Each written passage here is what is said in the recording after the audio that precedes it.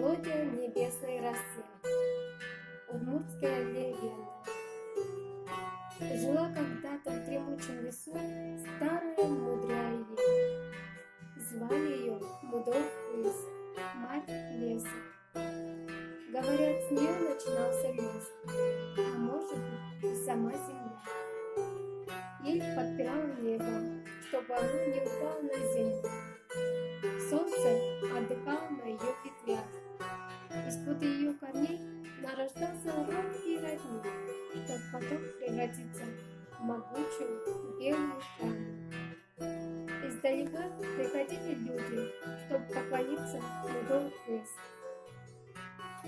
Но однажды мачеха солнца, злая молния, страшным огнем опалила ей. Мудо-Крыс умерла. Но пришел человек и оживил ее. Он сделал от нее гусью, крыш и вложил в них свою человеческую душу.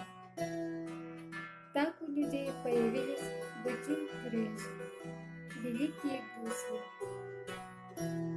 Когда они звучали, солнце приближалось к земле, чтобы их послушать.